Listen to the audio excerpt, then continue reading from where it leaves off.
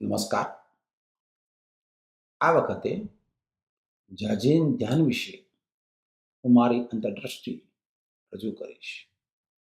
પ્રથમ વિડીયોમાં જાજેન ધ્યાન એક પરિચયના વિષયમાં વાત કરીશ. દ્વિતીય વિડીયોમાં જાજેન ધ્યાનના અભ્યાસ વિશે વાત કરીશ. અને તૃતીય વિડીયોમાં જાજેન ધ્યાનના રહસ્યના વિષયમાં ચર્ચા કરીશું.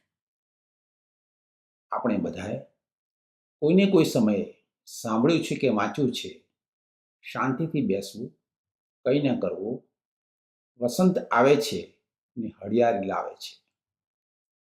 આ પંક્તિ જાજેન ગુરુ માત્સુઓ બાશો દ્વારા લખાયેલ જાપાનીઝ હાઇકુ છે.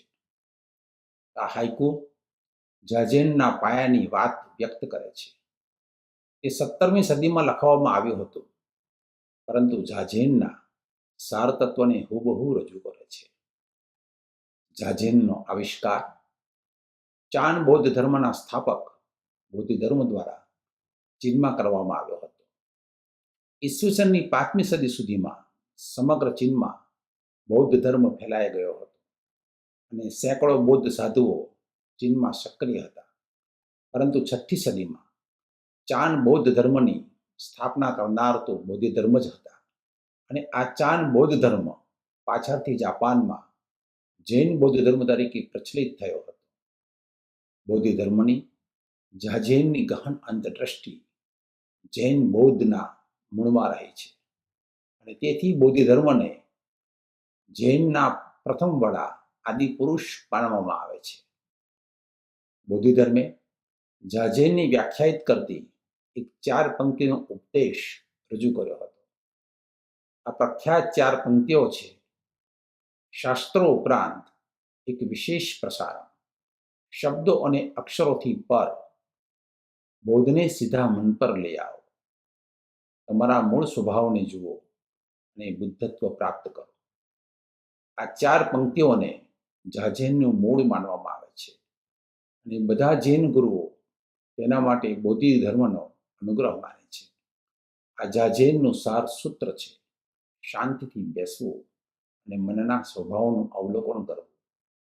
જ્યારે આપણે બોધથી, જાગૃતિથી પરિચિત થઈએ છીએ અને થોડું અવલોકન કરી શકીએ છીએ, ત્યારે જાજેન શાંતિથી બેસવું ધ્યાનમાં આગળ વધવાનો માર્ગ છે.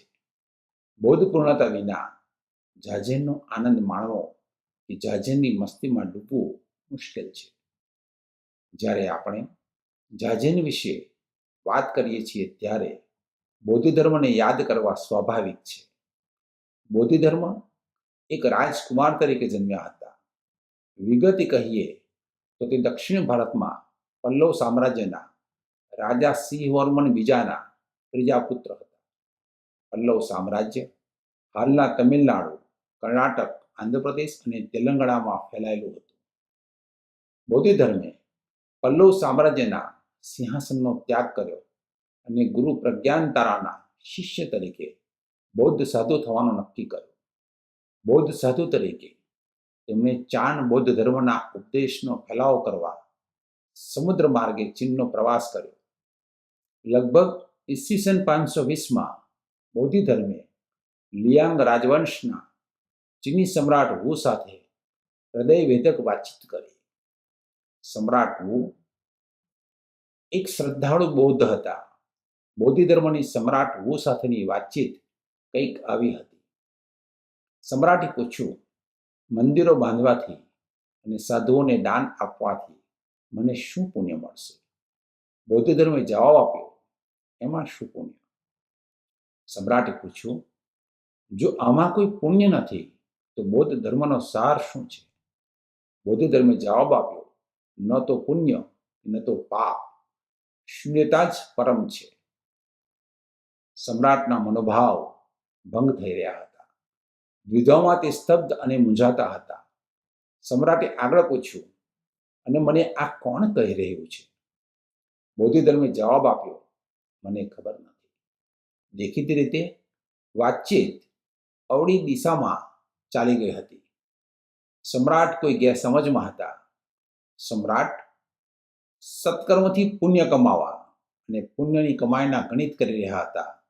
પણ બોધિ ધર્મ તો બોધ, જાગૃતિ અને શૂન્યતાના આગ્રહી હતા, જે મનથી પર અને ગણિતની બહાર હતા. સમ્રાટ માટે દ્વિધા અને મૂંઝવણ થવી સ્વાભાવિક હતી, કારણ કે તે પુણ્ય કમાવા સત્કર્મ કરતા હતા, અને બધા સત્કર્મ તેમના અહંકારને પોષવા માટે હતા. પરંતુ બોધિ ધર્મથી કંઈ છુપાયેલું ન હતું. બોધિ ધર્મ જાણતા હતા કે ન તો સમ્રાટના ઈરાદા પરોપકારી હતા, ન તો તેઓ બોધ કે જાગૃતિ સાથે જોડાયેલા હતા. બોધિ ધર્મે સમ્રાટને એમ કહીને સમાપન કર્યું કે રાજન, બોધને સીધા મન પર લાવો, તમારા મૂળ સ્વરૂપને જુઓ અને બુદ્ધત્વ પ્રાપ્ત કરો. આ તે બોધ છે જે તમને શૂન્યતા તરફ દોરી જાય છે, અને તે શૂન્યતામાં તમારું અસ્તિત્વ છે. તેને તમે જાતે જ જુઓ. બોધિ ધર્મ જાઝેનનું પ્રતિકરૂપ હતા. શાંતિથી બેસવું, કંઈ ન કરવું, વસંત આવે છે અને હળિયાળી લાવે છે. આ હાઇકુ તાઓવાદી અવધારણા વેયવું વેયની યાદ અપાવે છે, જેનો અર્થ થાય છે અપ્રયાસમાં પ્રયાસ. તે જણાવે છે કે સાચી આધ્યાત્મિક વૃદ્ધિ કુદરતી રીતે અપ્રયાસમાં અને ગ્રહણશીલતામાં થાય છે. આનો સાર એ છે કે ગ્રહણશીલતામાં રહેવું, કંઈ ન કરવું જેવો અપ્રયાસ પણ વિકાસ અને સંતોષ તરફ દોરી શકે છે. તે આંતરિક રૂપાંતરણની વાત કરે છે, અને તે ત્યારે જ થાય છે જ્યારે નૈસર્ગિક રીતે ખીલવા માટે, એટલે કે સહજ જાગૃતિ માટે મનને બાજુ પર રાખવામાં આવે છે. જાઝેનનો ઉપદેશ વિશ્વમાં વ્યાપક છે, અને તેનો લાંબો ઇતિહાસ છે. જાઝેનના અસંખ્ય ગુરુઓ છે, અને તેના અભ્યાસની અલગ અલગ પદ્ધતિઓ છે, પરંતુ તે બધા જ શાંતિથી બેસવાની હિમાયત કરે છે. શાંતિથી બેસવાની પદ્ધતિઓ અલગ અલગ હોય છે, પરંતુ દરેક પદ્ધતિ ઊંડા ધ્યાન માટે શાંતિથી બેસવાની જરૂરિયાતને માને છે. ઘણીવાર જાઝેનને આપણે ધ્યાનની એવી પદ્ધતિ માનીએ છીએ જે સામાન્ય રીતે બૌદ્ધો દ્વારા કરવામાં આવે છે. જાઝેનના અભ્યાસની પદ્ધતિ સ્થળ પ્રમાણે બદલાય છે, પરંતુ સામાન્ય રીતે તે પદ્માસનમાં અથવા સુખાસનમાં કરવામાં આવતા શાંત ધ્યાનનું એક સ્વરૂપ છે. આધુનિક સાધકો જાઝેનનો અભ્યાસ ઘણી રીતે કરી શકે છે, જેમ કે શ્વાસ પર બોધ રાખવો, અનાપાનસતિ, કોઆન પર બોધ રાખવો, અથવા સહજ બોધ, જેમાં સાધકને તેમની ઇન્દ્રિયોના સંજ્ઞાનમાં આવતી દરેક વસ્તુનો બોધ હોય છે. જાઝેન એટલે શાંતિથી બેસવું. શાંતિથી બેસવાનો અર્થ બધા જ નિર્ણયાત્મક વિચારો સ્થગિત કરવા. શાંતિથી બેસવાનો અર્થ એ છે કે શબ્દો, વિચારો, ચિત્ર, છબીઓ અને ભાવને તેમાં સામેલ થયા વિના પસાર થઈ જવા દેવા.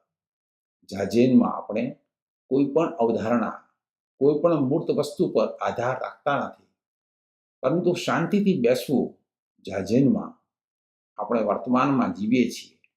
આપણી આસપાસ થતી વસ્તુઓથી આપણે સંપૂર્ણપણે વાકેફ છીએ. આપણા મનમાંથી પસાર થતા વિચારોનો પણ આપણે અવલોકન કરીએ છીએ, પરંતુ આપણે તેમાં બિલકુલ સામેલ થતા નથી.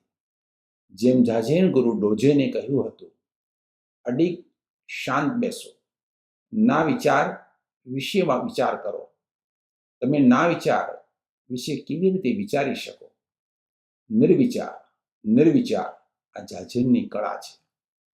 એવું કહેવાય છે કે બોધિ ધર્મ ચીનના હેનાન પ્રાંતના ડેંગફેંગ શહેરમાં શોંગશાન પર્વત પર શાઓલિન મઠમાં સ્થાયી થયા, અને અહીંયા બોધિ ધર્મ દિવાલ તરફ જોતા જોતા 9 વર્ષ સુધી જાઝેનમાં બેઠા રહ્યા. તેમના પગ પર મૂરઝાઈ ગયા. કંઈ ન કરવું, શાંતિથી બેસવું એ ઉક્તિનું તેમણે પૂરેપૂરું પાલન કર્યું.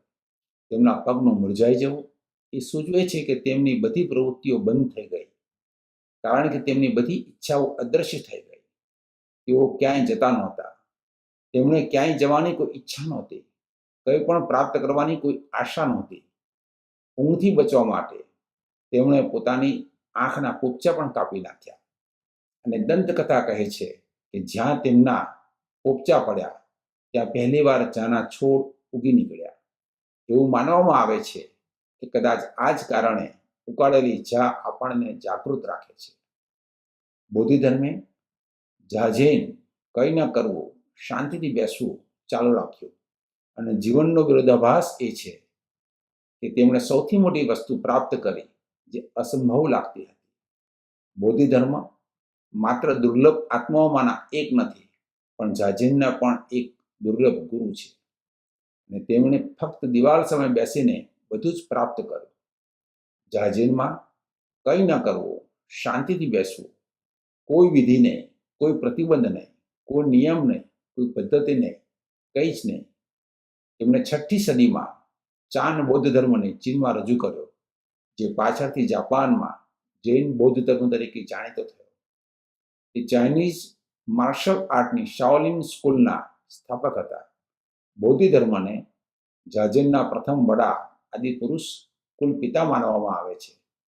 તેમને શિસ્ત, સુગમતા અને આધ્યાત્મિક સૂઝનું પ્રતીક માનવામાં આવે છે. તે બૌદ્ધ કલામાં એક લોકપ્રિય વિષય છે અને જાજેન તેમનો એકમાત્ર માર્ગ હતો. જ્યારે જોવા માટે કંઈ ન હોય ત્યારે આપણે ધીમે ધીમે જોવામાં રસ ગુમાવીએ છીએ. દિવાલને જોતા જોતા આપણી અંદર શૂન્યતાની એક સમાંતર દિવાલ ઊભી થાય છે. દિવાલની સમાંતર નિર્વિચારની દિવાલ ઊભી થાય છે. જાજેનમાં બેસવાની તેમની મુદ્રાની જાપાનીઝ માણસ પર એટલી ઊંડી અસર છે કે તેઓ તેમને આદરપૂર્વક દારૂમા કહે છે, જે બૌદ્ધ ધર્મનું જાપાનીઝ નામ છે. અને તેમના પ્રતીક તરીકે તેઓએ જાપાનીઝ ઢીંગલી દારૂમાનો આવિષ્કાર કર્યો. તે ઈંડા આકારનું એક રમકડું છે જેની આંખો પોપચા વગરની છે અને નીચેથી ભારે છે. જો છોડી દેવામાં આવે તો પણ તે બેઠકની મુદ્રામાં આવી જાય છે. જાજેન એ સંપૂર્ણ શૂન્યતા છે. એક મુમુક્ષુની એક એકાંત યાત્રા છે. એક ગહન શૂન્યતા છે. એક પરમ રિક્તતા છે. જ્યારે તમે બોધથી જાગૃતિથી પરિચિત થાઓ છો ત્યારે જાજેન શરૂ થાય છે. આ વેયવું વેય છે જેનો અર્થ છે અપ્રયાસમાં પ્રયાસ. કારણ કે દરેક પ્રયાસની મન પર અસર થાય છે, લહેરો ઉત્પન્ન થાય છે અને મન વ્યસ્ત થઈ જાય છે. પ્રયાસ માત્રથી આપણે આપણી ગ્રહણશીલતા, સ્વયંસ્ફુરિતતા અને શાંતિ ગુમાવીએ છીએ. જાજેન ફક્ત બોધ છે, અપ્રયાસ બોધપૂર્ણતા. બીજા વિડીયોમાં હું જાજેન ધ્યાનના અભ્યાસ વિશે મારી અંતરદ્રષ્ટિ રજૂ કરીશ. સાંભળવા બદલ ખૂબ ખૂબ